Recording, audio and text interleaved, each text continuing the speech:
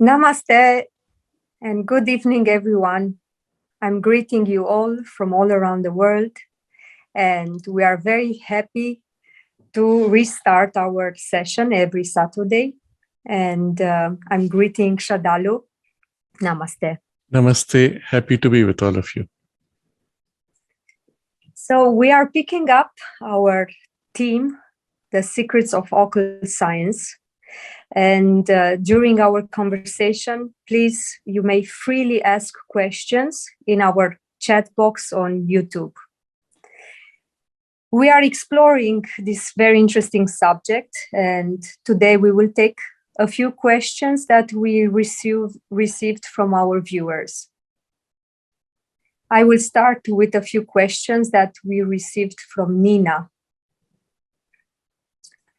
In the case of multiple personality, you stated when a diabetic personality comes forward, do you mean the vital being which is possessing a human could be diabetic? This is confusing to me. How can a vital being be diabetic? It has no physical body.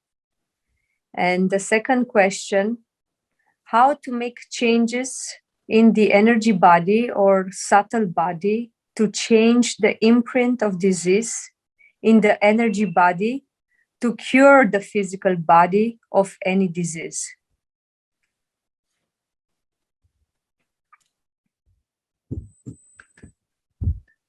These are extremely interesting questions, and they come from something we had discussed last time. You will recall I had spoken of cases of possession where when the personality which was possessing replaced with another personality, the biological appearance also changes to some extent, sometimes even with the color of the eyes changing. But even that illnesses can change. The person becomes diabetic if the inhabiting personality is diabetic, and so on. So this is in continuation to that. Diabetes, if you think about it purely as a biological function, should not be an issue in the subtle body. Yes, in principle. In the vital body, at least it won't be. It may have other issues which are relevant to distortions of the vital energies, but not necessarily this. So how can this be? That's a very important question. I'm going to point to it maybe in 2 or 3 different ways.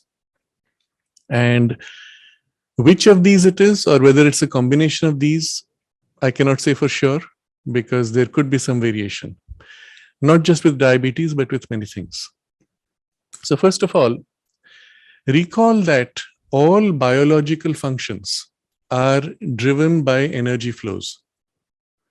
So if you look at your general nutritional process, you take in food through the mouth, it goes down a tube, it goes through a kind of a breakdown process, separation, and then absorption, and then whatever is not absorbed passes out.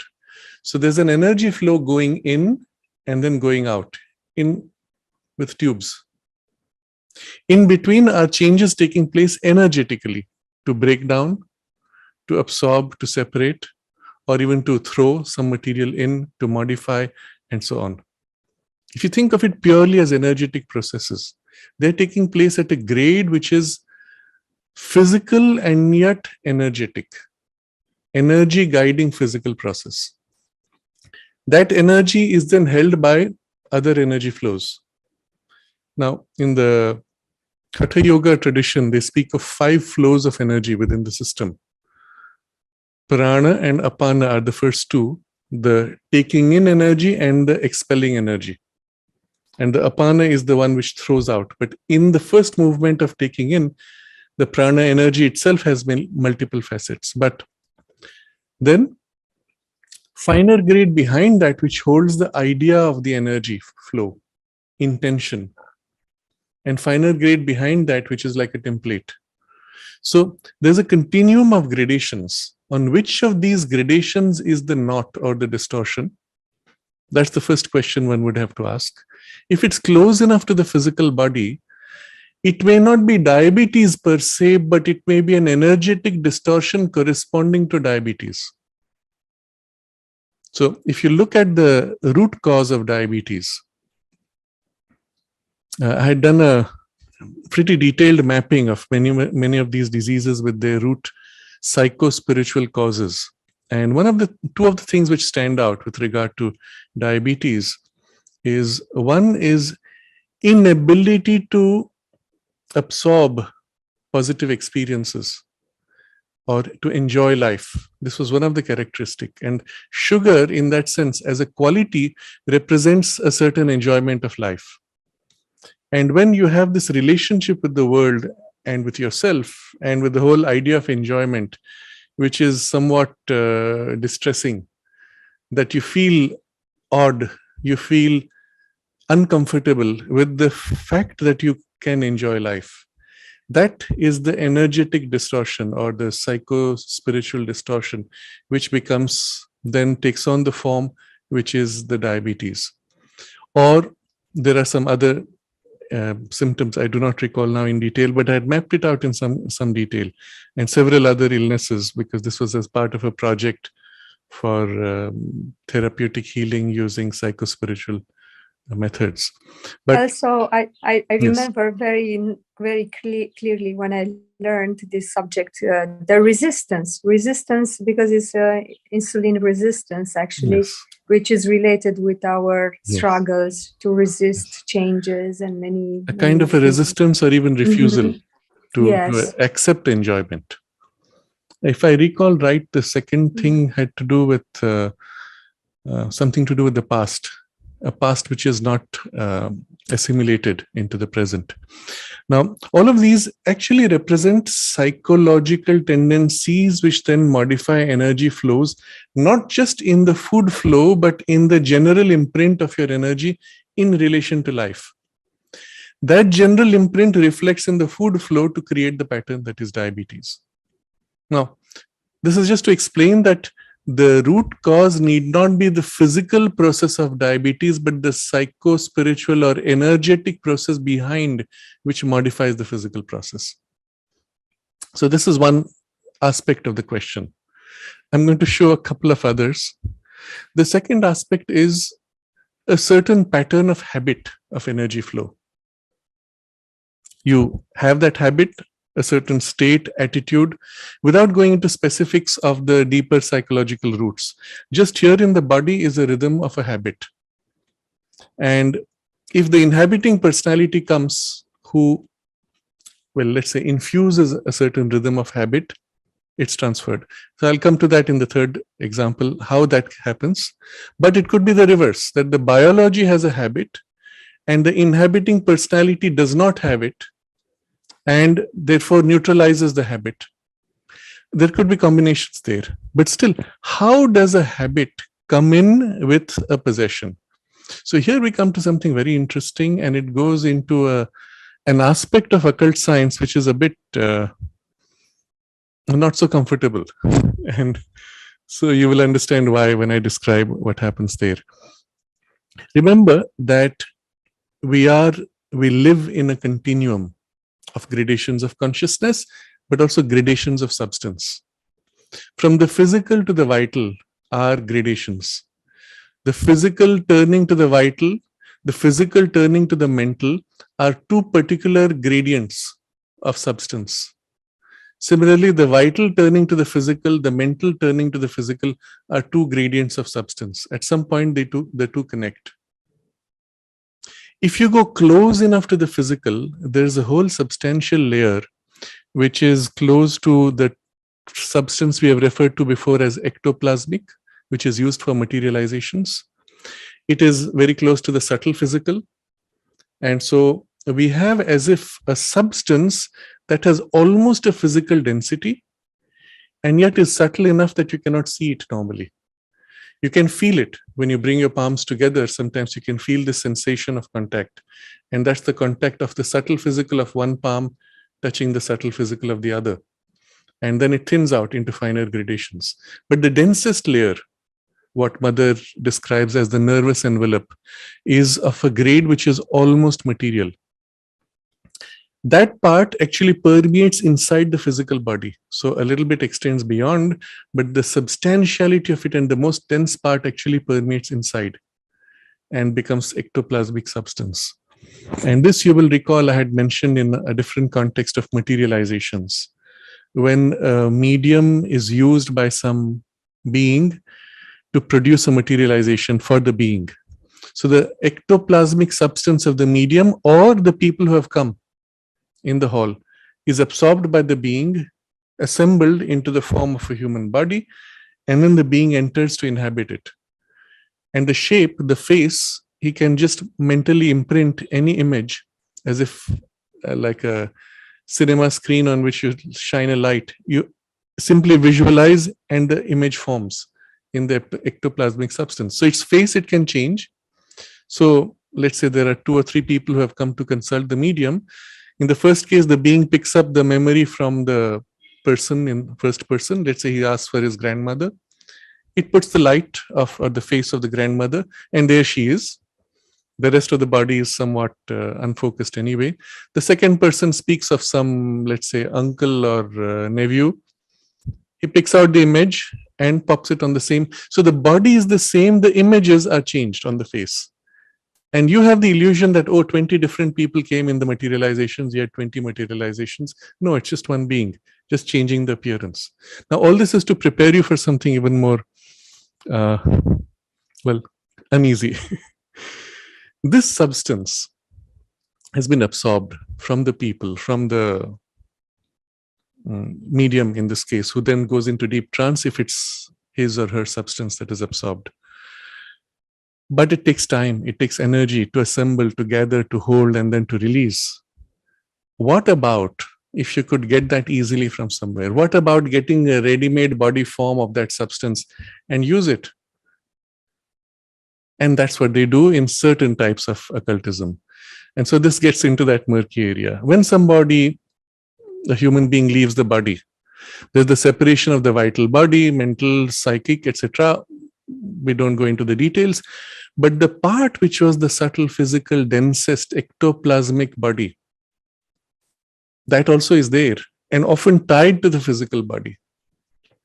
In India, Mother says they rushed to have the cremation because she said they did not want ghosts. That's how she explains it, very simply. But the rationale behind that is that in the cremation of the physical body, this particular dense, subtle physical substance also is dissolved very quickly. If it is not, as in the case of burials, then as the physical body breaks down, this substance stays longer and hangs around. Now think about what that means. The vital mental bodies are gone, the soul is gone with it. Physical body is decomposed, and this intermediate shell of subtle physical ectoplasmic substance is hanging around. By habit, by substantiality of form, it's hanging around. What does it do? If it has strong physical imprints of habit, it will follow those rhythms of habit. Otherwise, if it's just hanging around or it's attracted to a certain similar vibration and goes in some area, because it's almost physically substantial, you could see it in certain conditions of dusky light where there's not much bright light, or sometimes when there's a strong electric charge, as in a thunderstorm, you can almost see it, and that's the time when people see ghosts. That's the ghost. Except it's just a shell hanging around with no intelligence driven by it.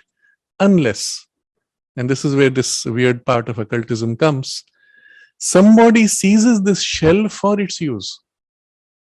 Now, this could be done by an entity of the vital, which then takes the human physical shell, subtle physical shell, and inhabits it in order to now enter or act on the physical domain, or as close to the physical domain as possible.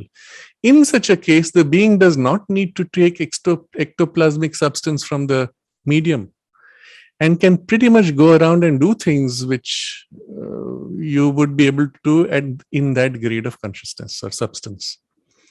So the principle once understood at a certain period of human history, in certain cultures particularly which were more occult, they put a lot of energy to develop this technology as a technology. Imagine having a ready-made human form of that substantiality. infusing into it certain intentions, energies, even consciousness, and then using it. And in Egypt, for example, they did some of this work. You see, what the reason why they had to preserve the physical body was twofold.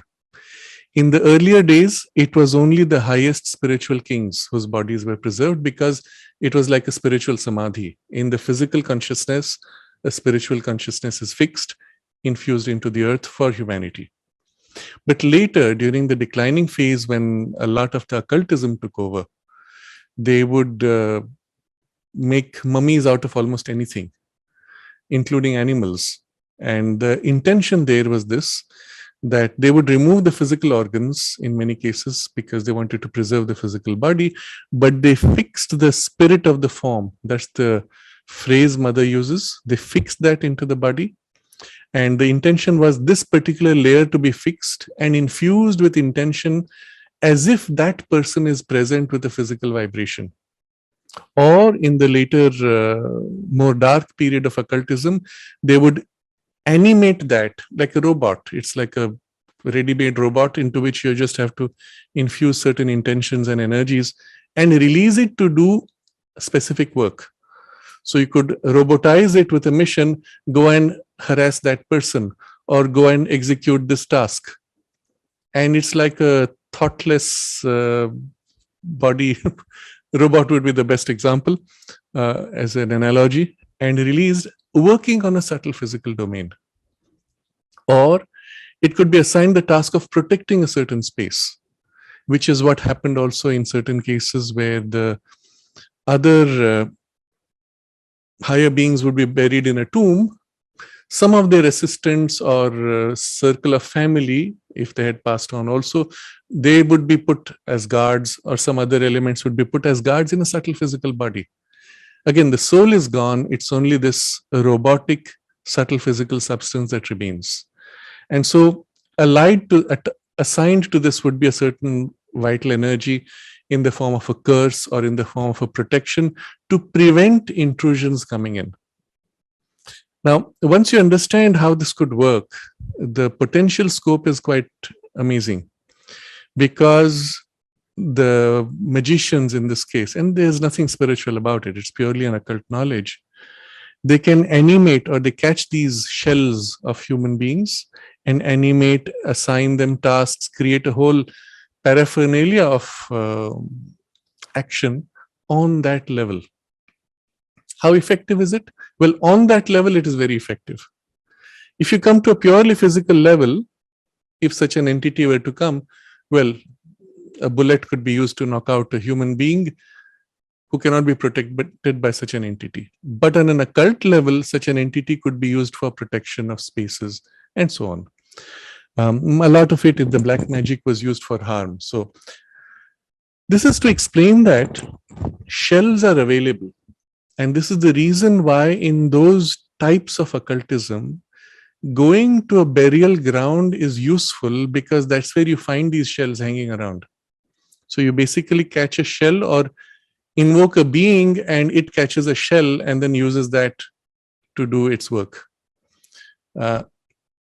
If a vital being takes on such a shell and then uses it for possession or other purposes, the tendency of that shell would still carry the health, disease, and other characteristics of the personality of the shell, including the illnesses, including the diabetes. So this is an interesting thing to observe.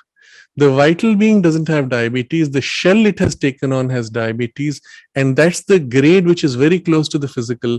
And when that joins with the physical, of course, the diabetes is experienced in the biological body. When that separates and is replaced by another, the diabetes is removed from the physical body. Now, all this is to explain how it could happen, and I've given you 2 or 3 different angles. Eventually, it all boils down to the grade on which the diabetes pattern is held, how close to the physical. And as I said, there could be finer gradations which are more psychological, or there could be denser gradations which are more subtle physical. Any of these could be a cause or a combination of these. So I think this takes care of the first question. The second question now logically follows. How I can you? will. Yes. Maybe I will repeat the second question Okay. because I didn't Okay. complete her question. How to make changes in the energy body or the subtle body to change the imprint of disease in the energy body to cure the physical body of any disease. And then she mentions changing manually the fascia that holds the shape or posture of the body results in a pain-free or a disease-free body, as well as a disappearance of psychosomatic issues like depression, fear, anger, paranoia, lack of courage, mental or emotional trauma, etc. It also elevates the chi, but it works mostly for bodies having musculoskeletal disorder imbalance or psychosomatic issues. Not sure if it works for psoriasis or diabetes. And Yes. then her question, does it mean that changing the shape of the physical body helps to bring changes in the subtle body or affects the chakra? Mhm. Yes. So it follows logically. The proper understanding of this still requires for us to understand these finer gradations and the continuum of substance. So in this case, the example she gives is if you change the posture of your physical body, it can actually change many energetic flows. Let's say you go to some meeting where you are feeling a little hesitant, or you lack courage, you lack self confidence, you will tend to find your body slumping, the shoulders bent forward, the neck tilted, the spine curved, and your hands turning inward. Your feet, instead of being parallel, would be turned inward. If you're going to a place where you're full of enthusiasm and optimism, your feet would be turned outward, your shoulders would be open, spine would tend to be straight, head would be looking up. Now, the posture is modified by your state of emotions. But the reverse also happens. If when you're feeling down, you're slumping, you're hesitant, unsure, you put up a pretense. Push forward your chest, open your shoulders, open your feet, open yourself energetically. The act of opening physically also opens you energetically, kickstarts the flow of positive energies, and you actually begin to feel more confident. Not totally, but at least in that layer of energy which is kickstarted. That then ripples through other layers. Eventually, perhaps even it changes your mental state. So it's in fact taught in many of the training programs for self-confidence. They will tell you, take a posture of confidence and you will feel confident. Biologically, they may say it is your posture causing the shift in emotions. But we know that in fact both are interrelated. This causes that, that causes this, but the subtle is always greater than the physical. Use the knowledge to change your emotional state, but recognize that the emotional state can have much more and longer lasting effect on the physical state. So in this case, if you remained in a state of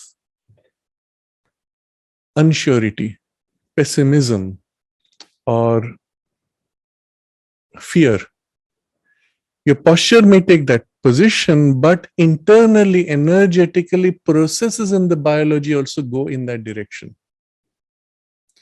In time, if you do not correct energetically, even if you correct the external posture, the internal processes will tend in the same direction. On the other hand, if you make an energetic shift within, it will ripple out, all those internal processes will change, and your external posture, behavior, emotions, sensations, all of these will change also. So recognize the two-way link between these layers, and it's a continuum of substance, remember, all the way to the mental. Rippling through from the higher to the lower, lower to the higher, from the inner to the outer, and to some extent, outer to inner. So this is first as an understanding. So the question is, does it mean changing the shape of physical body helps to bring change in the subtle body? Yes, to some extent. But it's not a one-to-one correspondence because substantially they're different. Your emotions are not of the same substantiality as your gross physical. Their relationship with space and time are not the same as your gross physical. And yet, because they are linked in our body, changing the body posture does have a ripple effect on those levels. On the other hand, on those levels where there's a far greater plasticity, if you bring about a change, the inevitable change in the biology is also certain, but takes longer because the biology is more resistant. Now, all this is to explain that you have this relationship and the nature of the relationship. The question now is how to make changes in the energy or subtle body so that you can change the imprint of the disease in the physical for any disease. In principle, simply a shift of state of consciousness. In principle, because you are not able to access all the states of consciousness or all the gradations of consciousness within you. When you make this shift, you say, I'm going to feel optimistic and will yourself into an optimistic poise. It is still happening on a very superficial layer of your emotional and mental consciousness. There are degrees, gradations, finer layers behind. In fact, that whole inner range of the inner vital, inner mental is enormous, of which we are only conscious of the proverbial tip of the iceberg. But iceberg is 1/10 of the size of the ice below. Here it is 1/100th what we are conscious of. So what you're changing is a very small superficial part. What about all those layers? Where you have, I will use the word accumulation of all past habitual tendencies. So let's say since my childhood, I was timid. I tended to shrink, which was reflected in my biology posture. Now, in the last, let's say, 2 or 3 months, I have begun to be more assertive or trying to be more assertive and optimistic. I make a shift consciously. The tendency percolated across all those years in those deeper layers of which I'm not conscious, that tendency is still there. If I keep my external change long enough, because there's a will, there's an intention, there's a concentrated tapas, remember this word, and a faith, yes, I am feeling better. The combination of these two begins a process rippling through deeper, deeper, deeper until, let's say, 5 years down, you'll find your illnesses have also gone or reduced enormously, depending on how deep and where the cause was. Remember these two words? They are at the basis of what we have described as the direct method of the yoga. This is at the root of everything. If you can tap within you the part that knows what it feels like to be healthy, concentrate on it until the healthy experience now begins to replace the unhealthy experience. You've already cured immediately in that part, and to the extent that you've changed, you've already cured it. Accessing the faith, concentrating to increase it and to fill it into the rest of your being, that's your difficulty. Because in the first place, most of us are not conscious. That's where the doctor comes. Doctor says, you will be well, no problem. I've cured hundreds of people like this. You will be fine in 2 days. That infusion of his vitality entering you and the faith in the vitality already creates the shift within you before you have taken your medicine. You feel the change happening. And you know before taking medicine that this man will cure you. Why? Because you can feel the faith that you are lacking. Or rather, the faith which is inside you, which you're not conscious of, resonates and wakes, and you can feel the waking of it as, I know I will be cured. But still, your concentration is not there. His effort, his will, combined with gradual concentration of your part. Well, every day, do this exercise, take this medicine, repeat these words, do this ritual. That's the indirect way. So the real problem is this. We don't have access to all the layers vertically, from the densest to the subtlest, and then internally, in the inner layers where a lot of the accumulation of past habits exists. So how to make the change? The primary means are our direct means for the yoga. Indirect means, now you can see how it can be easily modified to any technique. But in the gradations most material, where your psychological influence or awareness is almost completely inaccessible or subconscious or unconscious, in that most material layer, in the substantiality of it, there is a faith. And that faith is what makes it behave in response to certain external stimuli. Meaning, if I eat this plant, I will get well. Or this vibration coming from the plant will give me the change that I need, which I'm unable to do on my own. Replace plant by concentrated extracts of those vibrations, which we call medicines or pills.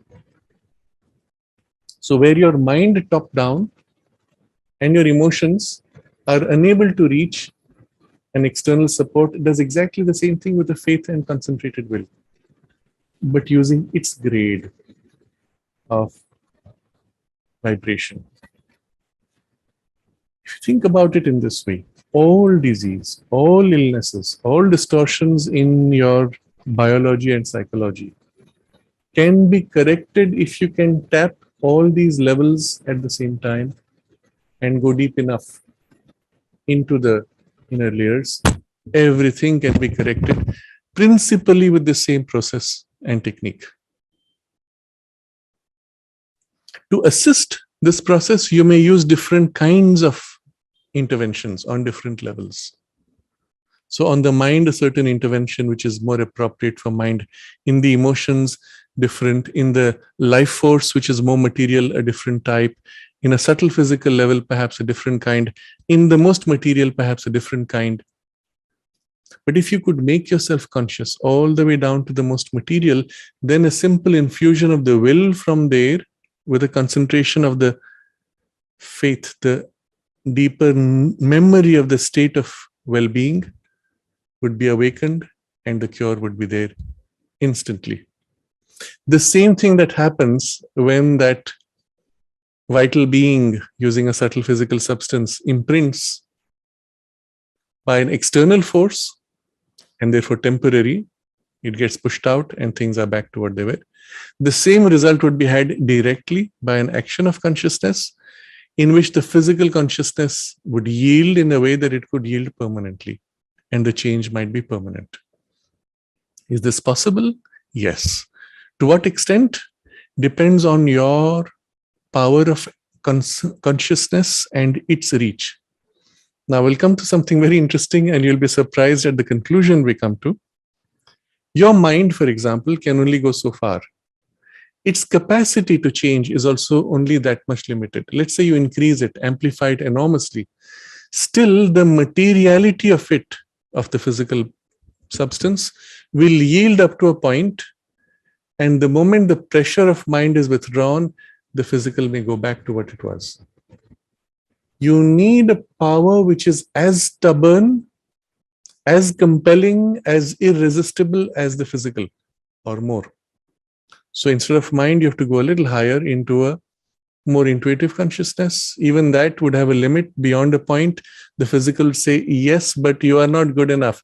Look at my ability to resist. Give me something which is at least as compelling. And so you go all the way up, and then you touch the supramental consciousness. This is what Sri Aurobindo points to when he says that when you begin the transformation process, it's top down, the mind, the vital, even up to the subtle physical, one can go quite far using just higher levels of higher mind, or even intuitive consciousness, intuitive mind, or the overmental, which can go all the way to the subtle physical and parts of the physical. But he says the most dense physical gradations will yield only to the highest, because simply they are representing its, let's say, its compelling irresistibility that is represented in the physical substance. And so only the highest supramental consciousness Embracing matter and transforming it will get matter to yield totally, at which point you would be able to completely reshape, recast any process of the biological system all the way into permanence. Effectively meaning even that consciousness, if it rules entirely the physical body, could actually compel the body to say, well, I have to let go of this old habit of aging, right? I refuse to age. Aging is only a past habit built up over a few millions of years of cellular development. I refuse to age, and that's it. And so the body could remain young, shape itself, become reasonably immune to pretty much all physical processes. As I said, reasonably immune. How far depends on how deeply the bond between the two is formed. So these would be natural tendencies of what Sri Aurobindo has called the transformed body or the supramental transformed physical body. We are not yet there, but we understand the rationale.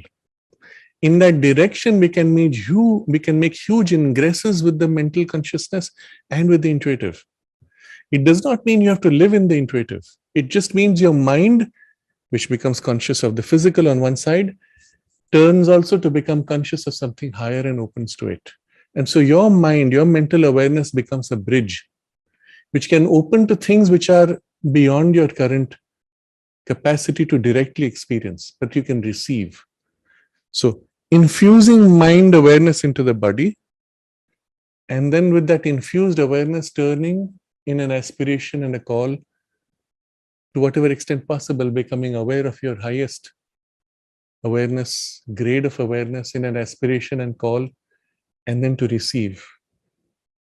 And then to allow to soak in, because you must be able to receive, and then to contain, to hold, allows a still higher grade of consciousness, far higher than your conscious capacity, to infuse all the way into the physical and begin the work of healing and regeneration. This is possible for you right now. The direct action of the supramental may not be, because your receiving consciousness must become infinite for that. And when you can infuse the consciousness of infinity into your subtle physical, and when that becomes permanent, you will be able to receive a direct influence of the supramental in your subtle physical, and thence into the physical. But before that, already huge, high gradations of consciousness, which are able to overcome most of the difficulties, are all available to you. Only the most material, densest part may have some resistance. Even those may yield in bits. And all this is available to us as we are. Now, at this point, you see, the entire description of the healing process is identical with your yoga. The means are the same. The process of transformation is it. You may not take it up as a yogic purpose, but you may say, all right, just for this illness, I will make an effort, which is fine also, your choice. But you could just as well put the same effort in working on your whole being. But let's say you have a little cut. You become conscious, well, you hold the cut together, obviously. Press it together, become conscious, infuse your awareness as deeply as you can into it, and then from within it, you turn to that. The method itself is very simple. When you turn to that, which knows, which is the healing, which is the perfection, you turn to that, you must immerse yourself totally. Lose your sense of separateness, that may be one, or you may be one with it, that may replace you totally. A temporary, momentary, partial dissolution of all sense of separateness or ego in that part of consciousness. And you just remain receptive. At the moment where you forget yourself, and that alone is, you have the healing.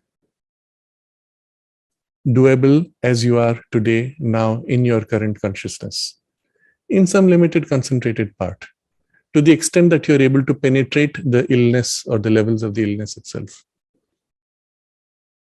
Think about it, work on it. Primarily, it is a yogic process.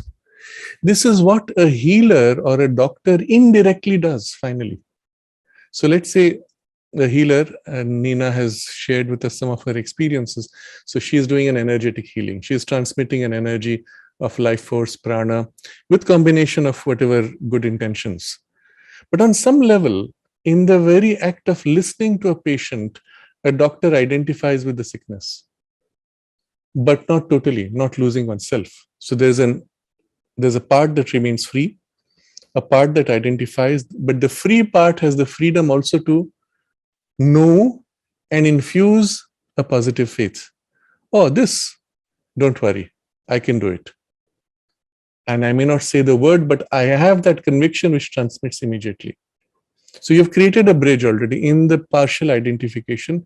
And then if you can complete the bridge, you become transparent, the action takes place using you as a link point.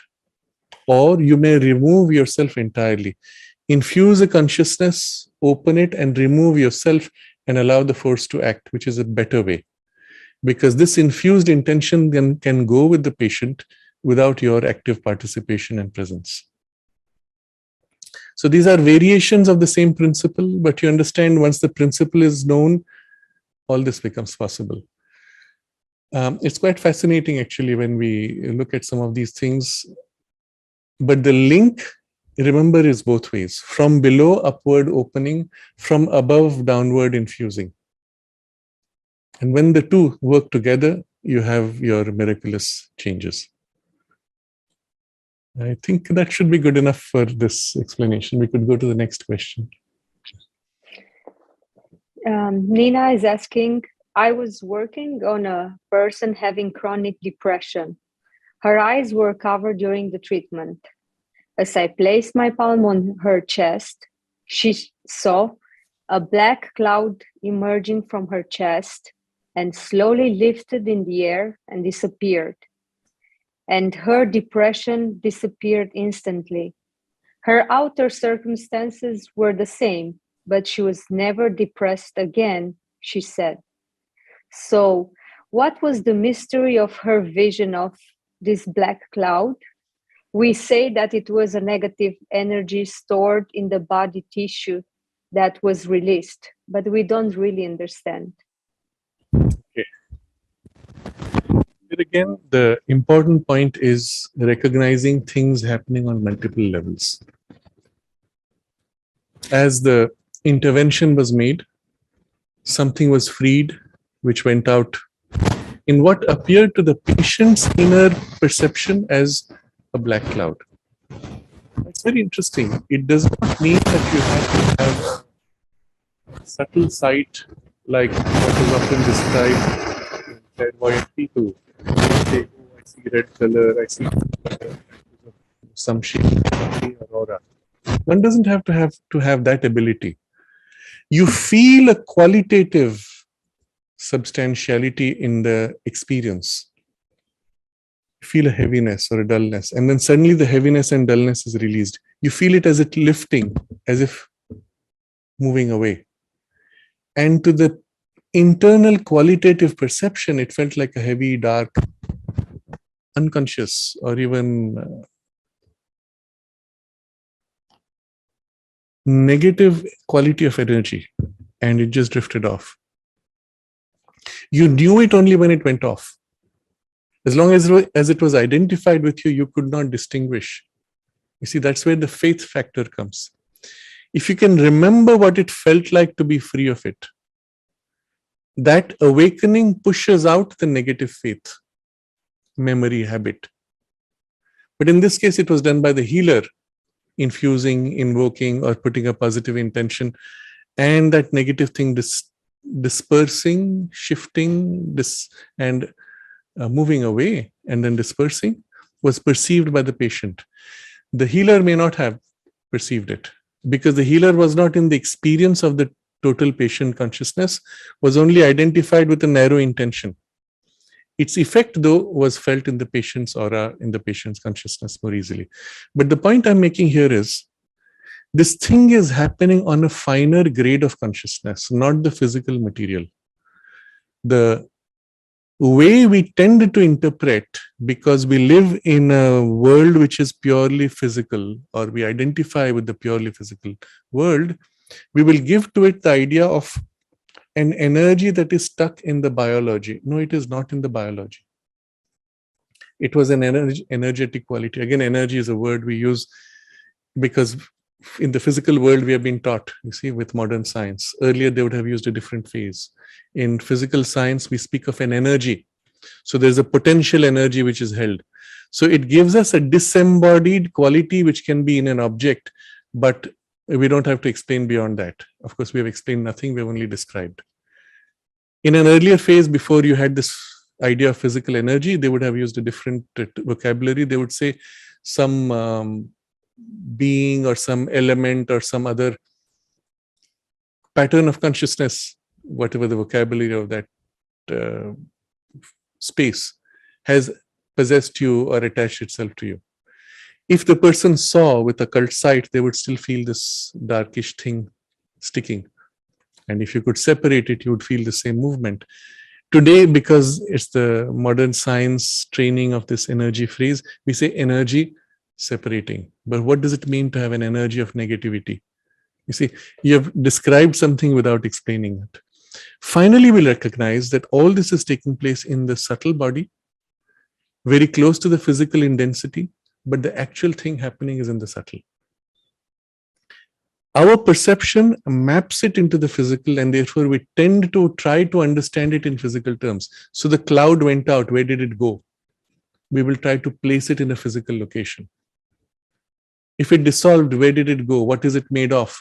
No, it's a vibrational quality, energetic quality, which can be reversed, and suddenly it's a positive energy, which can be dispersed and it subsides into something which is a blank.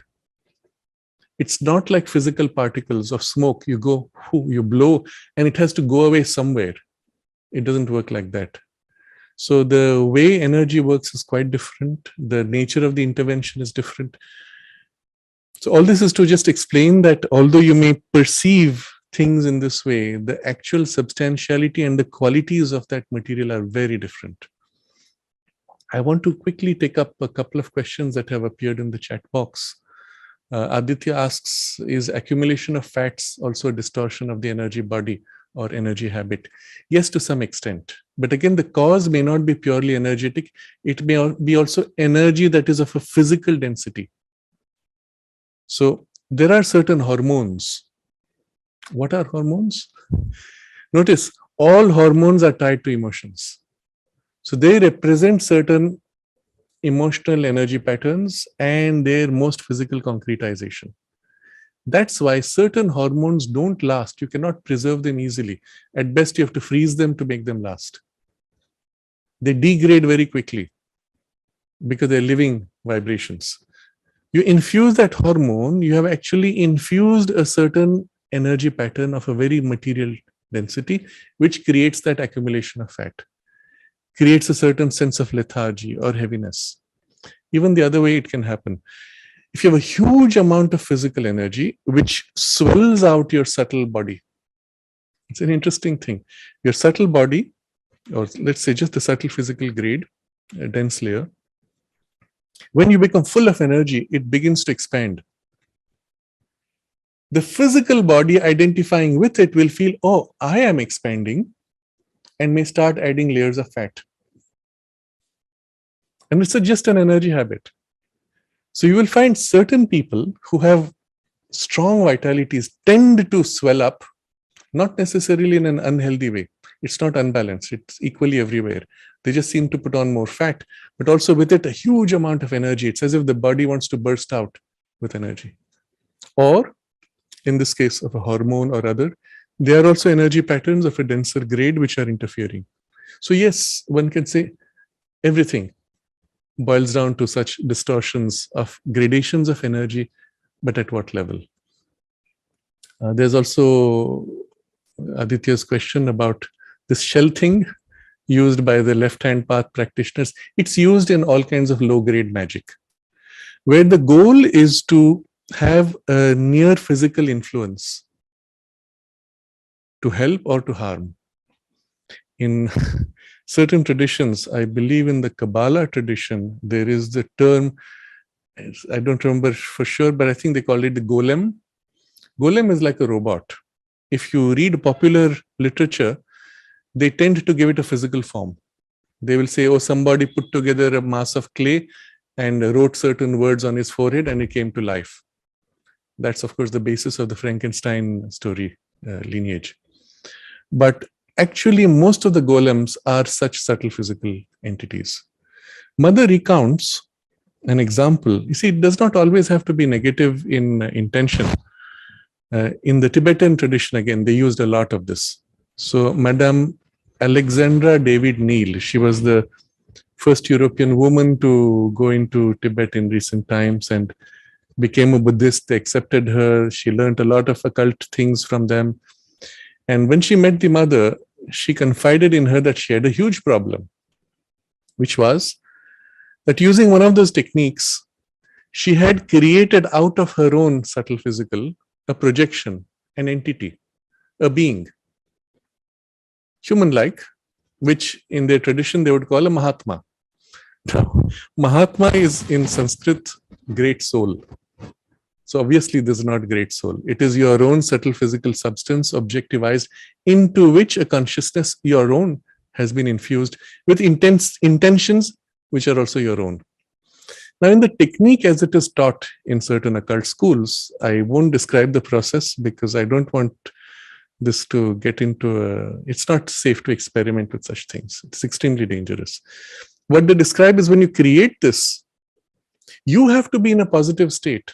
If you are in an upset, distressed state, that thing becomes formed of the substance which is upset and distressed.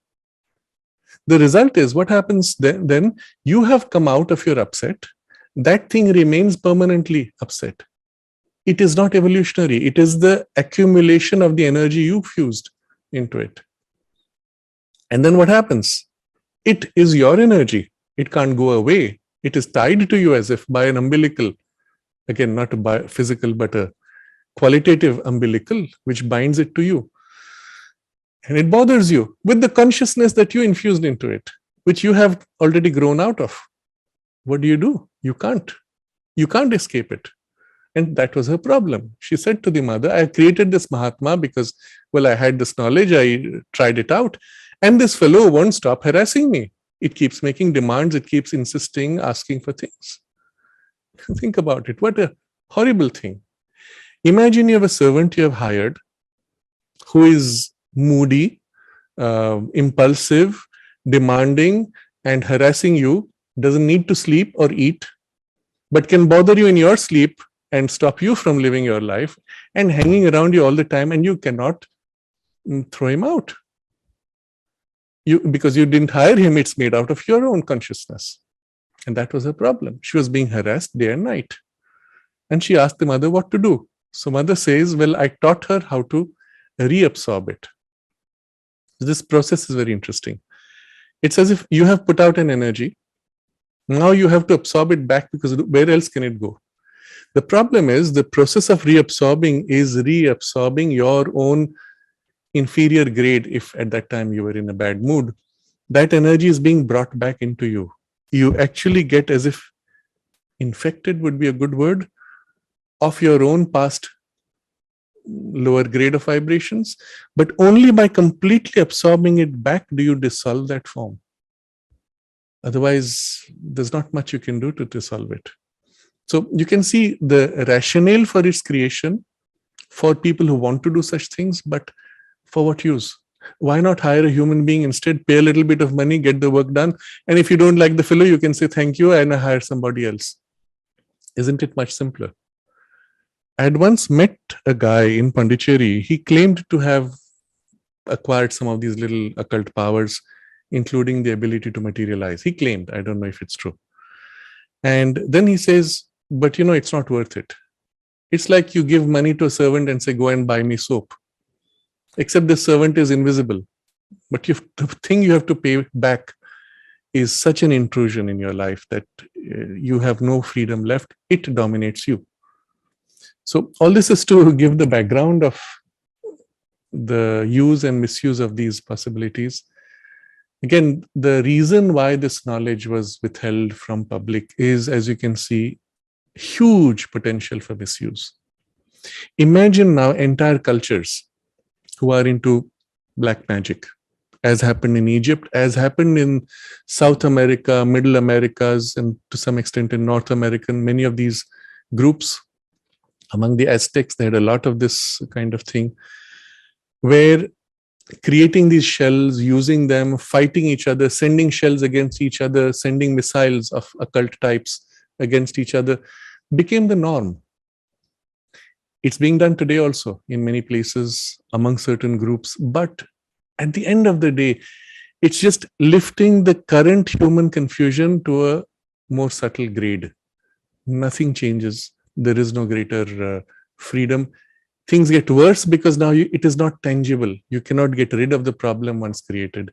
You're creating in the occult world greater chaos, which reflects in greater chaos on the physical world all over the earth.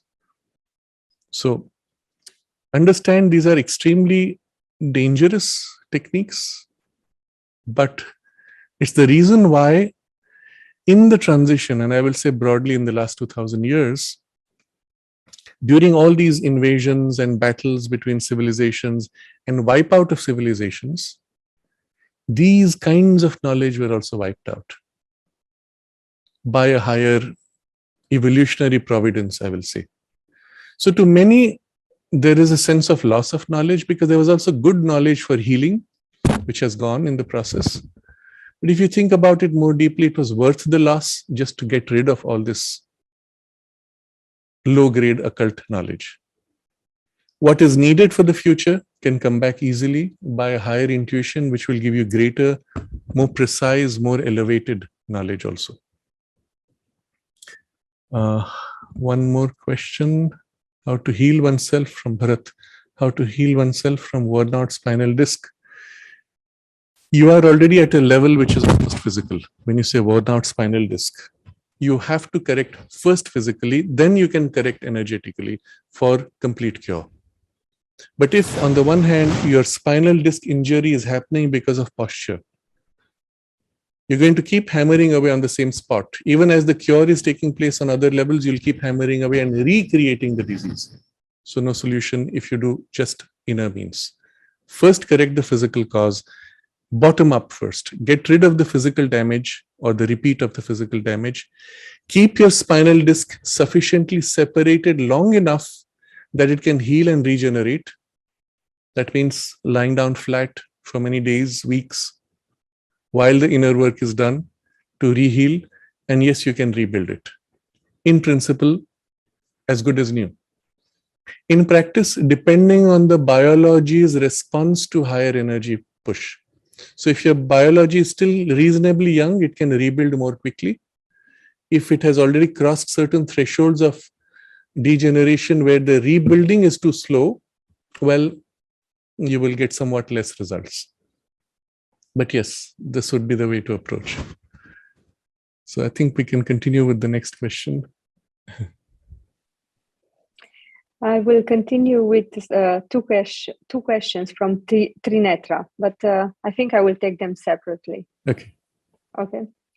So first, what is obsessive compulsive disorder from the perspective of integral yoga, and how to overcome this? Mm-hmm.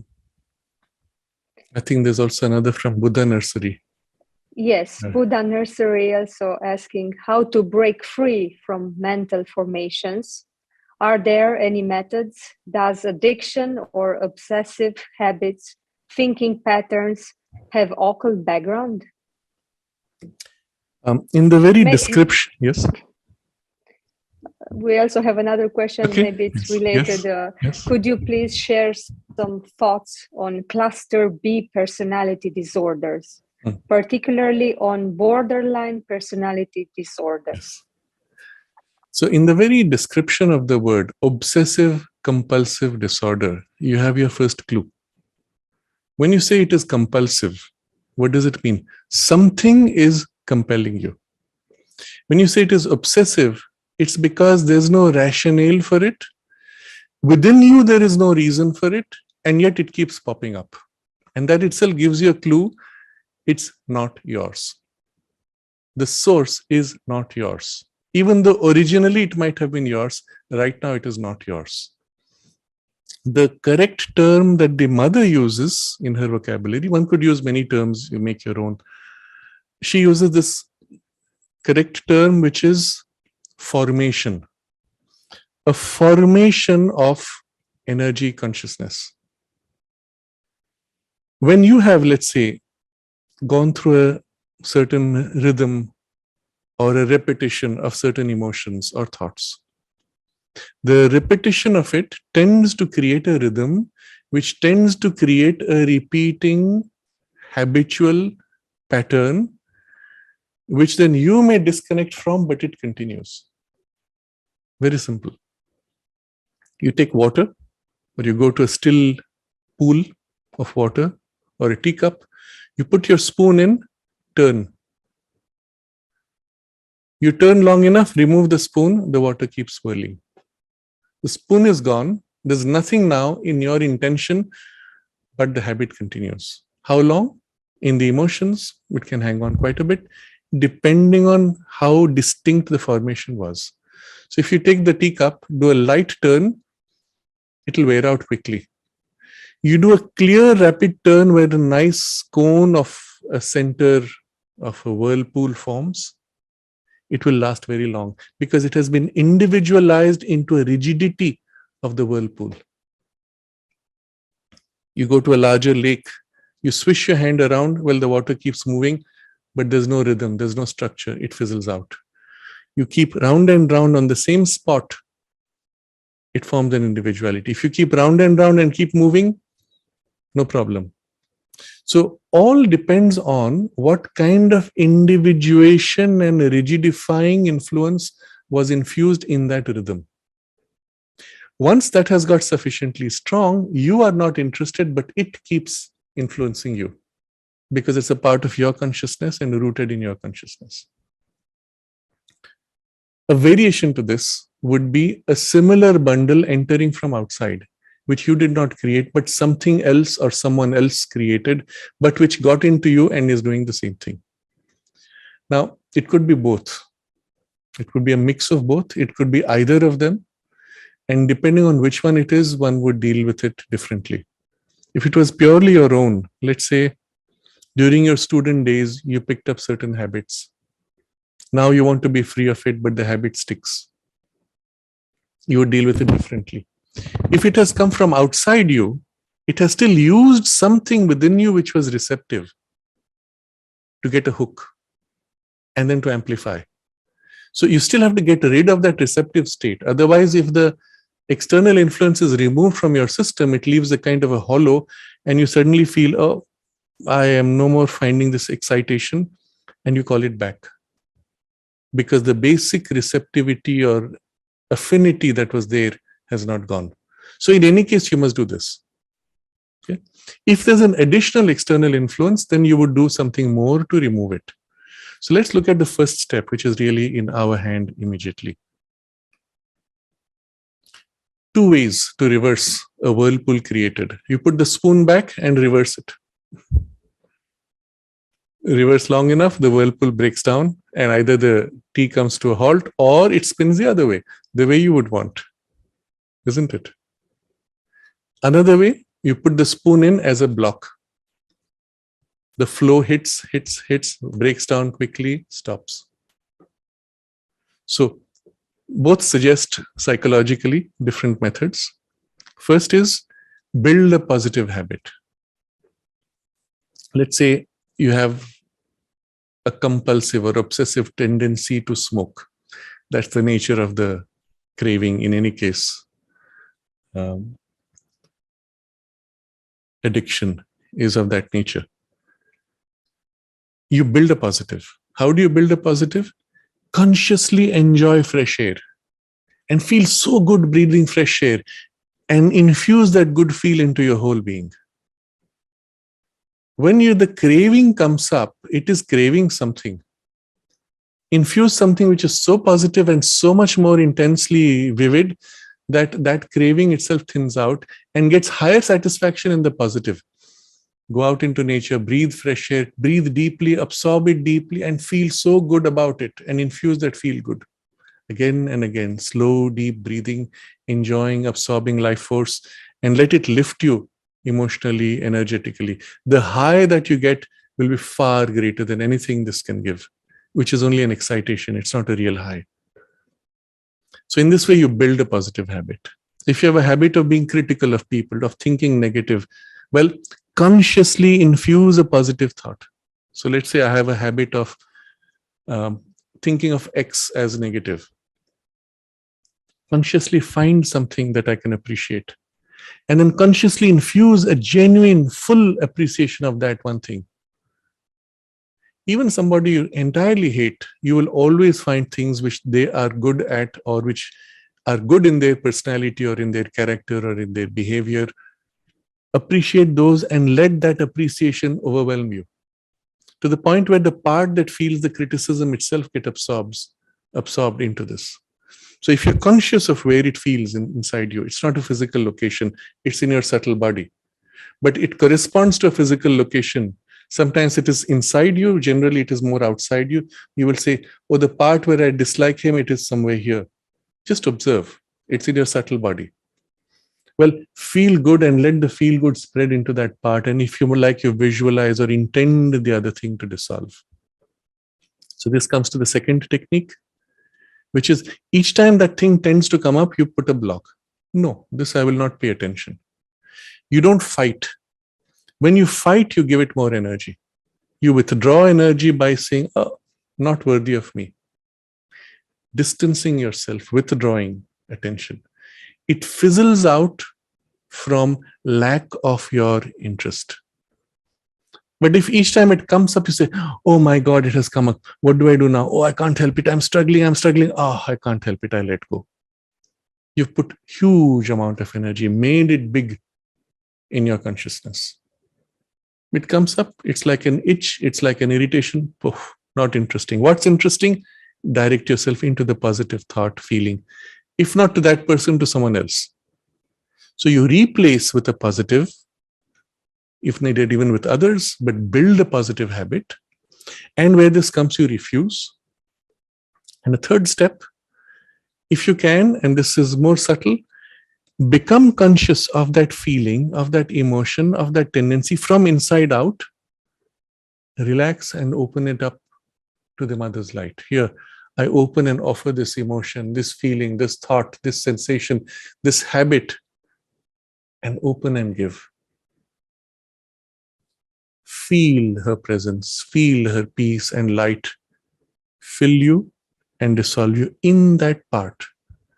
So this requires a greater skill, but to the extent you're able to do, this will be immediate, rapid, and sometimes in a single go, you can dissolve the whole thing. Again, once you've understood the principle, it can be done by somebody else working with you, who feels with you and assists you to make the dissolution, or who helps you to redirect to a positive direction. And that's where all the discussions we had about hypnosis and post-hypnotic suggestions, etc., they come in.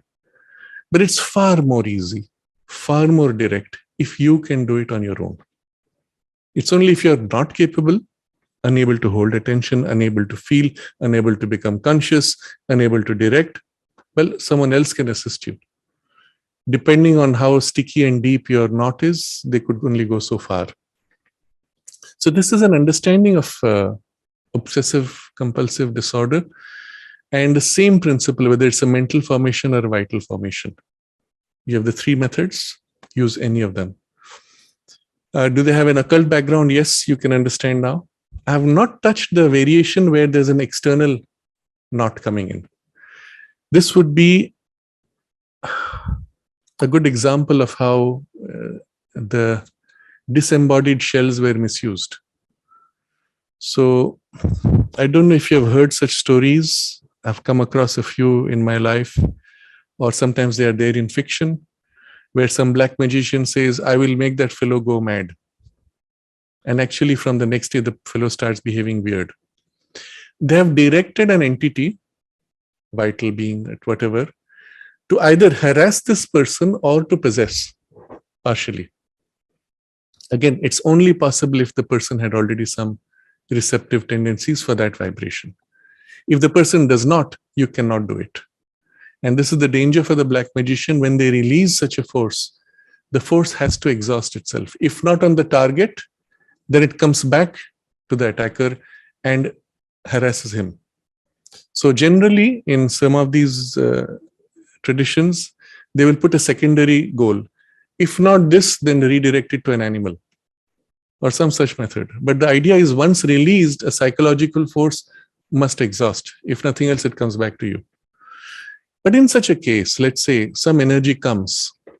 For us, reasonably conscious people, I will say, you're already more conscious than you need to for your daily life.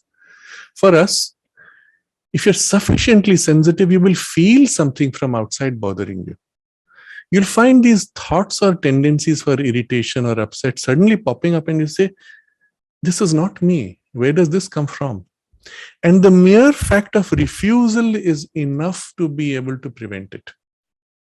Unless you have a really serious issue, which is then requires a totally different overall approach. But for a normal person, you will feel. The mistake you will make is to own it, where you say, I am now angry.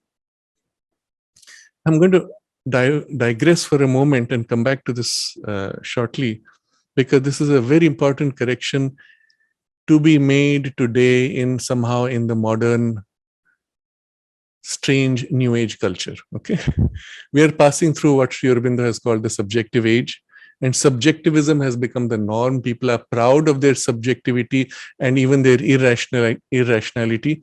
So what happened, I was recently, when I was traveling, we were discussing some things in a group, and I was speaking of how we must always, in communications, always affirm our deepest truth. Somebody said in the discussion, someone said, but when I'm angry, should I not assert my anger? Because that is my truth. I said, how is it your truth? It's your anger. No, but it is my truth. I am angry. I said, it is a distortion of your truth. Anger is not you. You cannot call it your truth. And for a moment, he was surprised, because that kind of thinking was not normal in that whole, let's say, space. A lot of New Age, including spiritual communities, speak of my truth, which is purely superficial, emotional, and false. But because it is mine, I claim it as truth. No, truth is what is the essence, which is true eternally. The depth of your being, of your soul's qualities, of the self, of the divine presence, those are true because they are eternal. They do not change because of some random events or circumstances. Those are truths. Anger at best is a distortion of a truth. The truth of your genuine intention perhaps is now coming forward in a reaction to some falsification and saying, no, but I have to assert. That attempt is anger, but that's a distortion of a truth. It is not your truth. So you need to consciously make this correction. Do not fall for these intermediate levels of illusory truths. They are not truths. And now I come back to the point we were making. Do not identify with these tendencies.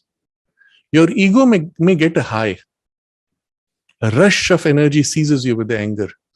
How dare you? I am going to... All of these are distortions. The moment it seizes you, say, what is this? I didn't choose it. It enters me. And even if it gives me a kind of a high, I refuse to lose myself into something which is not my choice. Refuse. Bring yourself back into calm, expel that disturbance.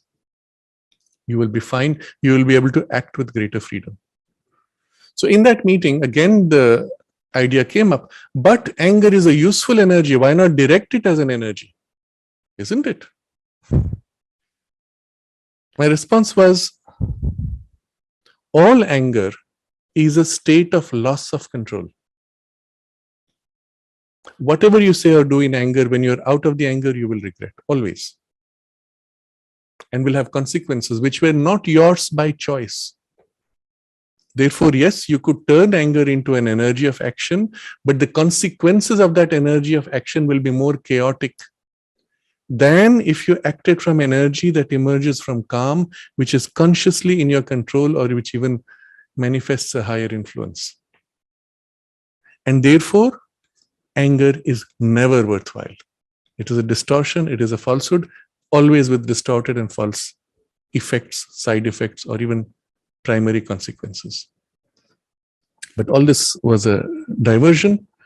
To come back to this idea, any external influence trying to trigger you is external, refuse. As a rule. Unless something beautiful, high, inspiring comes, which is then from your own higher source, it is not really external, but it is from a height. Those, of course, flow differently. The external influence, there's one more point I wanted to convey.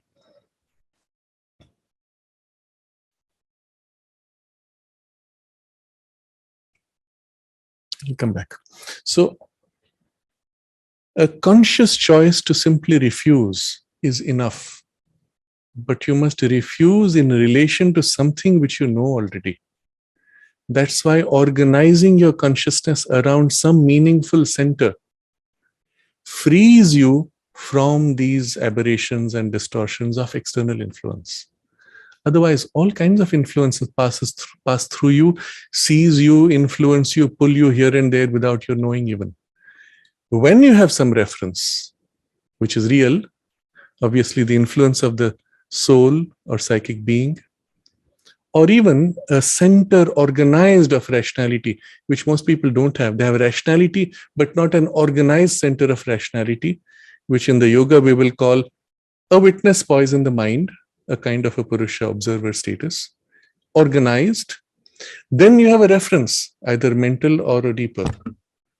But without a reference, when something seizes you, you flow, another thing seizes you, you flow, and you end up each time justifying, this is my truth, I am living by my truth. No, you are living by your idiosyncrasies or impulses or not your influence, which you claim to be yours, because you identified with it. So, all of this is to point out that external influences can affect, sometimes can seize you, and can seize you in a partial hook, in a part of your personality, warping only that part of personality or that function.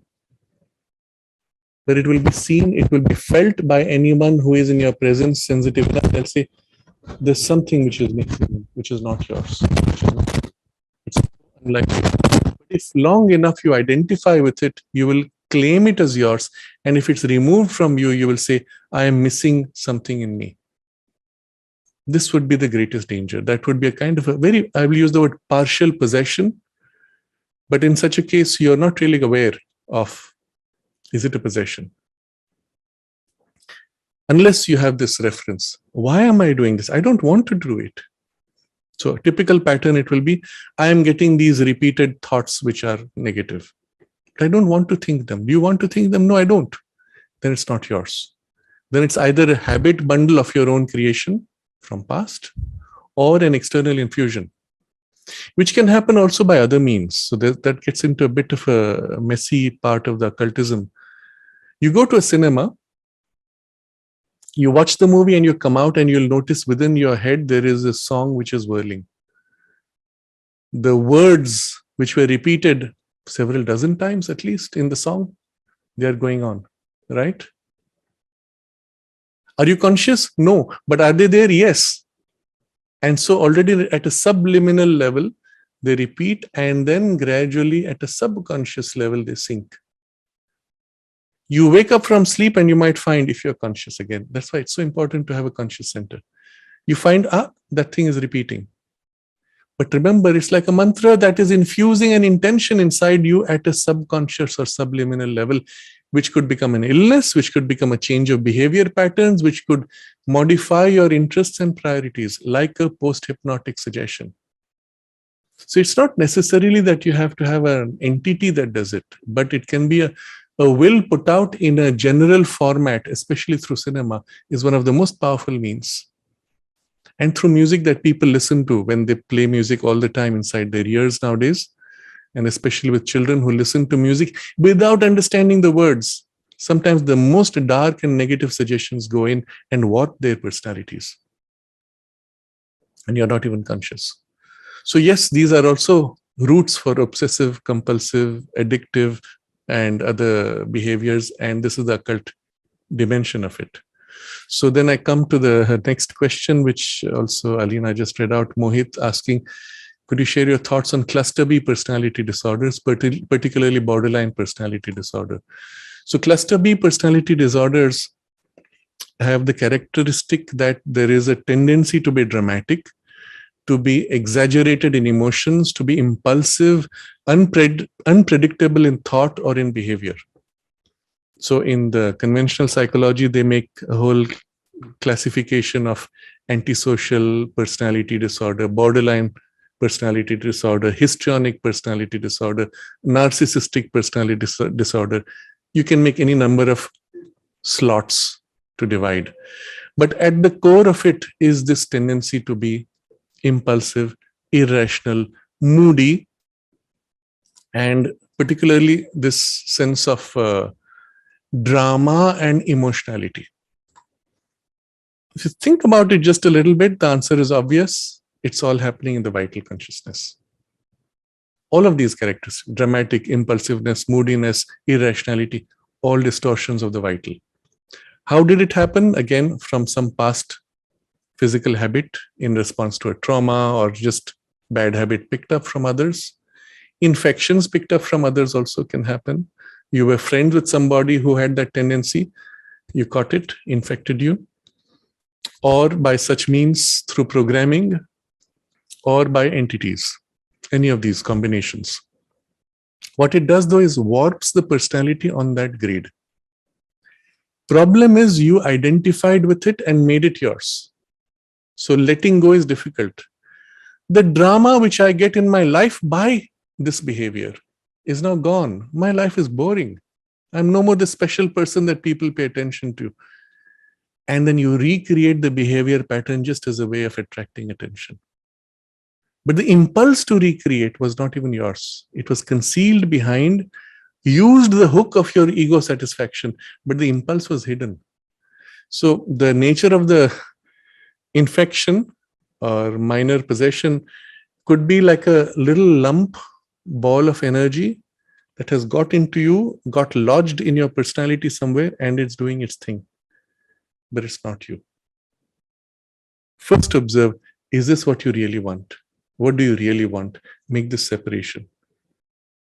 Then you observe, what is this doing? Rationalize it, separate it in your emotions. So again, the yogic processes bring calm, bring stillness, equality, separate, and then you can use the three methods we discussed, including entering into that and then dissolving it from inside, which is the most difficult but the most direct. And I mean, the most difficult only from a lack of effort. Once you're able to do it, this is, of course, easily done. But the other two methods, building a positive habit pattern, neutralizing this, withdrawing attention, withdrawing importance given to it. But you must have something else, which is your center. And so I think from this comes naturally the question from Salil. We can just see that.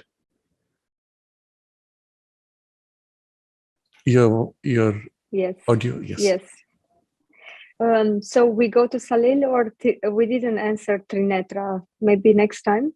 It's already covered. It's covered. Okay. I wanted to ask if, because it's quite a good question. Yes, we'll come back to that. Finish with Salil. Okay. Finish with Salil. Yeah. Okay.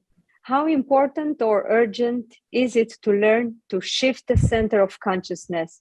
And what would its role be in terms of evolution, individuality, coming out of addictions, social influences? Yes, so this is what we were discussing. If you can develop a center of consciousness which is more truly yours, it does not have to be the deepest soul, but more truly yours, representing or reflecting the deeper values of your soul, whether felt in the emotional center, whether felt in an observant, objective, mental, witnessing poise, or a combination of both. Effectively, what you feel your deepest aspiration emerging in your personality, and that part where it emerges becomes as if your center. It's the reflection of your psychic being, your soul's aspiration, but in the past part close enough to the surface that you can identify with and organize yourself around this. All these problems become easily dealt with because you know what is yours and what is not yours. You sense things coming in which you feel uncomfortable before you let them in, or if they have come in, you can easily disengage from them and separate and easily get rid of them, therefore, and consciously create or express rhythms, patterns which align to your deeper aspiration. So how important or urgent is it to shift the center of consciousness? Absolutely important and urgent. To each one according to their priority. But from a purely evolutionary point of view, this is the single most important thing that we should be doing. To put it in its most essential form, becoming conscious of your soul's deeper aspiration or presence or influence, whatever way it is. Aspiration means you often think, oh, what does it want to know? What does it feel? What is it as a vibrational quality? Or just feel it as a presence or an influence from deep within you, which is your soul's influence. To become conscious of it and increasingly to refer to it and make it your reference around which all your priorities are organized. Things which feel close, which feel comfortable, which feel aligned, naturally come more in your central priorities. Things which are contrary tend to disperse, go out of your personality, or just become secondary or less important. That's all. First, become aware. As you deepen the awareness or receive that influence more directly, more vividly, let yourself, your life, your personality, your values organize around this influence. Single most important and most urgent. But again, it's a task of a lifetime. Start now. Does not matter how much you're able to access. Does not matter how much you're able to integrate. Let this be your priority. All else will fall into place naturally. We can take Trinathra's other question. If there is someone who suspects he is possessed at the vital or mental level, how does one free oneself? So if it is a total possession, you wouldn't know it because it's not you anymore. You are, so to say, locked within. What may happen is the phrase that I used earlier, that a kind of a formation comes in and hooks into you. Mother has used this very interesting description for certain types of compulsive tendencies. I think it was in reference to masturbation, where she said that once you begin to indulge, it's as if a kind of, you can see the aura like a jellyfish type formation, which extends its tentacles into you and provokes you, nods you, pulls you, etc. So kind of an influence which in the formation itself has a certain form of tentacles. The shape is natural because you have a focal point and then like prods, extensions, which put out its influence inside the personality. I don't know if you've seen in many of the science fiction movies, they tend to often image things with similar image because it's a universal, natural way of representing something which is seen in this way. But the idea is, if it is something external like this, you're conscious, you can work upon it by the means discussed. If there has been a complete possession, you would not know it, it would be too late. So you wouldn't even be asking this question. What do you do to help somebody who has that? It often goes into a domain which is far too difficult to manage without some occult knowledge, if the possession is complete. Sri Aurobindo refers to this. He says, initially the possession starts as an influence and a repeated influence. When the person now gets hooked to that influence and now starts calling it, that's when the entry can begin. And then there is a gradual warping of the person's personality, and then eventually a complete possession, at which point you can do nothing, except by effort means of a very difficult kind. But before that, at any stage, one could have prevented it. And so if you think there's some such influence happening among somebody in your friend's circle, well, make them conscious. This is not them. It is not worthy of them, that they have to choose which is the direction that they want to go.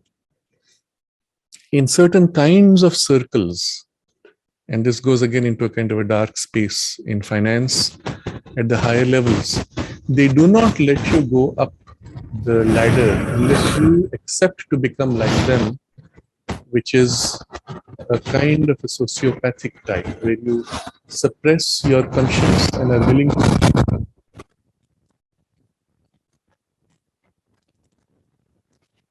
you accept that that process is gradually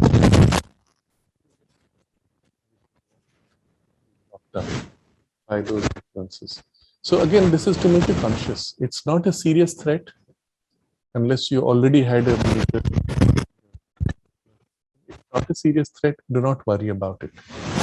Little influences we can easily deal with if you become conscious, and that's why focus on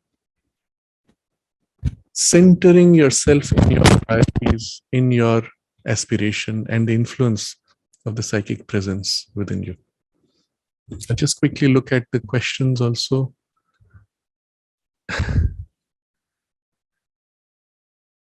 Okay. Question from Dolores. The Russian Revolution of 1918, was it provoked by those beings? Well, behind all revolutions are great, large influences. Whether they were positive, negative, sometimes even positive influences have provoked revolutions. I do not know specifically what was behind the Russian Revolution, but if you look at it from an evolutionary point of view, it's the time where all over the world, kings were being toppled. And it was, I suppose, an evolutionary phase and transition. What happens though, whatever may have been an evolutionary compulsion, there are influences which may step in and seize the movement, seize the disturbance or excitation in a people and direct it into positive or negative directions. And that's easy to do when people are emotionally disturbed. And then, of course, irrational and exaggerated. So I do not know what was the original provocation behind the revolution itself, more like an evolutionary compulsion, it seems to me. But then other beings come in and redirect. A mother describes how one of the Asuric beings whom she converted accepted to serve the divine and then said, I will start a revolution in China. And it said, I will start the revolution through these secret societies. So it was almost as if the power it would have used to create chaos, and now it turns to awaken people, but the awakening is revolutionary. And so there's a chaos of the awakening, but with an intention which might be positive. So Ritu is asking, what about autoimmune diseases? The form of the disease tells you the psychological root. Your own consciousness is attacking your own consciousness. Different parts, different aspects. So the immune system within you represents the part of your consciousness energy which recognizes what is not you and pushes it or protects you from the not you. Things go wrong when you identify a part within you as not you. Then the same system which was defending you from outside you now turns to something which is inside you. That's your root cause of the autoimmune. Self-hate, self-criticism, self-dislike, or a wrong appreciation of something which is positive within you that you now see as negative, which can then build into some kind of self-criticism. That tends to create autoimmune tendencies. It starts initially with a mild reaction, slight inflammation of some kind, where your own immune system is creating the inflammation. If you do not correct it at its psychological level, the habit sinks, goes deeper and deeper until eventually it acquires a biological, physical, vibrational quality, at which point you will find in the body the habit has got it. I remember a case of a young man who had some kind of an autoimmune disorder. And every time that there was a flare up of the inflammation, the parents would rush, cuddle, pay attention, care for him, shower love. And then when he was better, they went back to their old way and he was left all alone. So at some point, he began to want the inflammation for the affection and attention that he got. He was a young child at that point. The pattern had come up already. One day he said to his parents, "Now I know how to get your attention." You can see at that point, the habit pattern, which was subconscious mostly, had come to the level where it was conscious. And the conscious intention could trigger the whole reaction. I had occasion to sit with him once. At that time, he was also reasonably mentally matured. So I'd explained to him what was happening. After a point, he began to smile because he could recognize it. And then I said to him, "You can make the choice to get free." And he said on his own, he said, "Yes, I know what you mean. I know that I can." It didn't happen for a few years more, but I think eventually in life, he found himself interested enough in other things that this tendency began to fade away. But this is just to point out the key. Sometimes it may simply be from childhood a pattern of hate of oneself. And you correct it by recognizing and beginning to love yourself. What does that mean, really?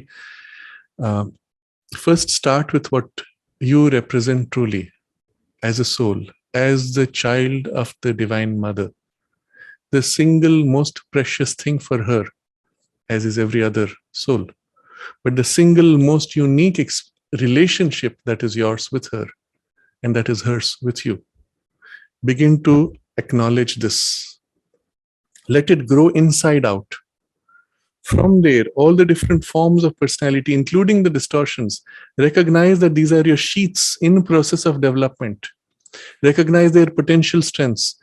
If there's already a narrow point in which you have that distortion of or self-hate, you can go for it directly. But start with this, because then you have a positive thing to fill it with. You cannot remove a negative and leave a hollow because it will slip right back in. You cannot fill it with a fake positivity either. So all healing, as a rule, starts with what is most real and true within you, which is inside out from the soul or top down from the self. There's no other healing. Indirectly or directly, sometimes through reflections of these, but it's always top down or inside out. And so start with that and then turn to the things where you feel there is a knot and consciously begin to dissolve it, learn to accept, learn to appreciate, and sometimes it may need for you to change your way of thinking even. I am always lethargic. Where did I get the idea? It was told to me since my childhood. And I've learned to hate my lethargy and feel trapped by it. And that self-hate starts this pattern of inflammation and autoimmune response. Recognize what it is and then consciously say, well, okay, what is this lethargy? What is its positive side? A deep calm and equality. That is the truth behind the lethargy. Let me become conscious of it and remove the distortion consciously.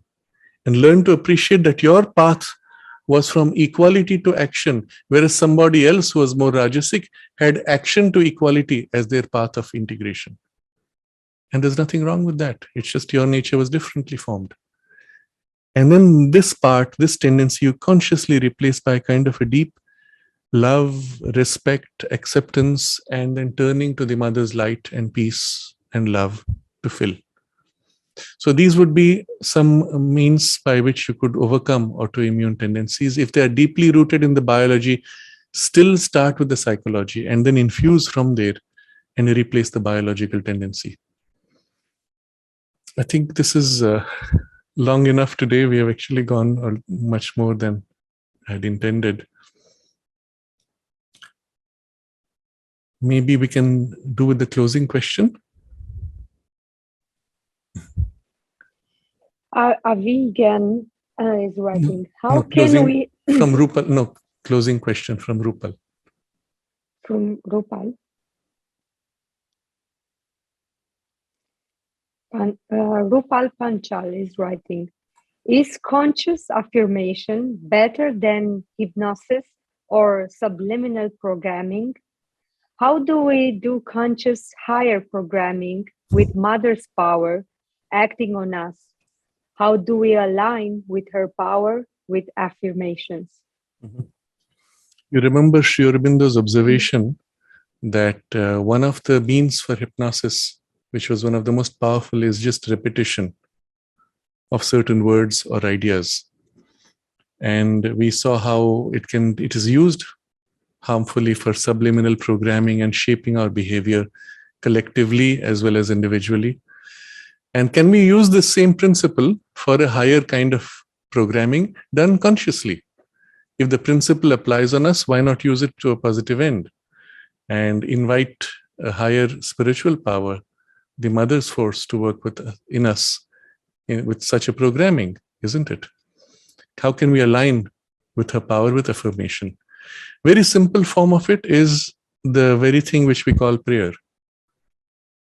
The form of prayer is that it is repeated. Maybe once a day, maybe 3 times a day, maybe several times a day, does not matter.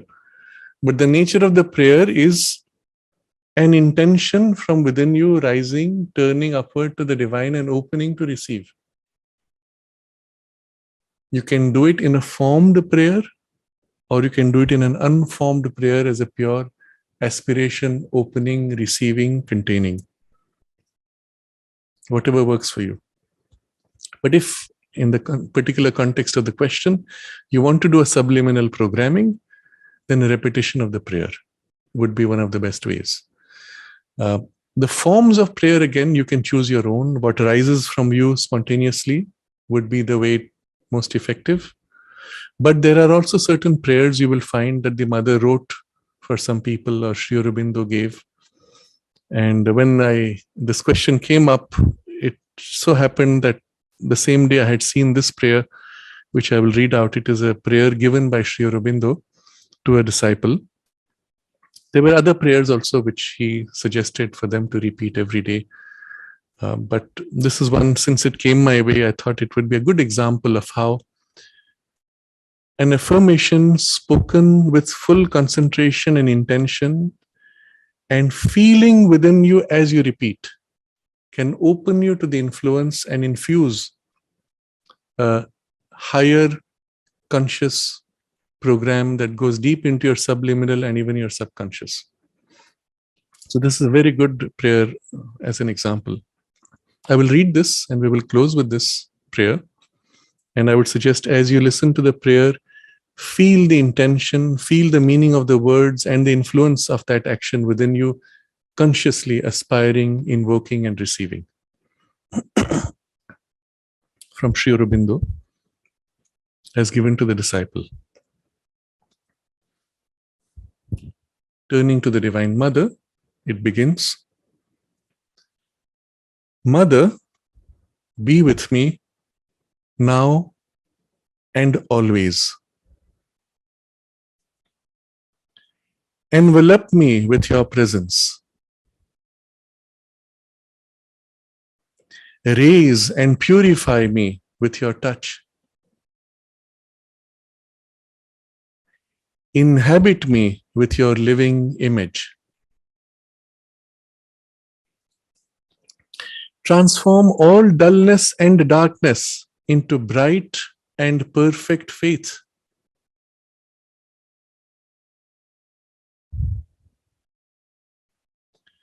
Transform all restlessness and agitation into inviolable calm and peace.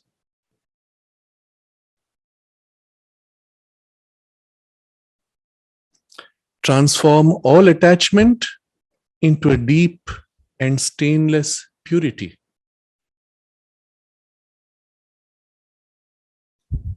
Mother, liberate and change me. Perfect your child.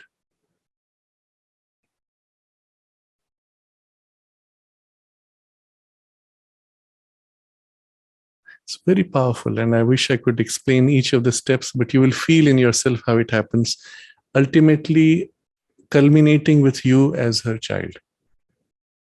And the whole purpose of your life, liberate and change me, perfect your child. That's it. Everything is included.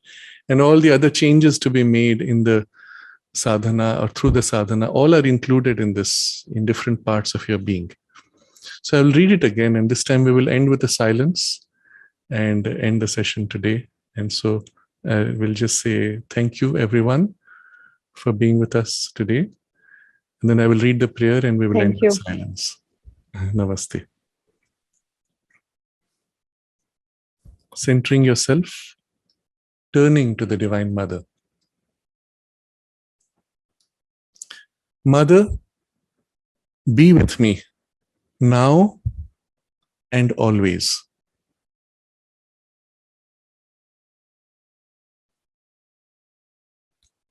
Envelop me with your presence.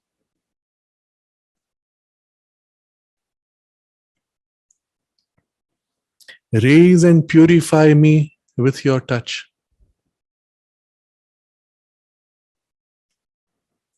Inhabit me with your living image.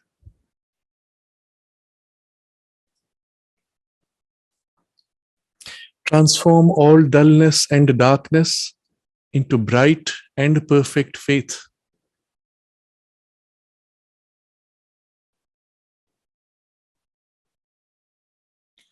Transform all restlessness and agitation into inviolable calm and peace.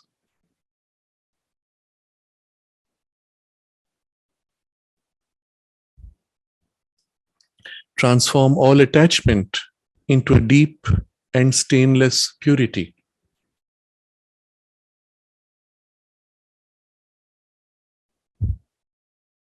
Mother, liberate and change me. Perfect your child.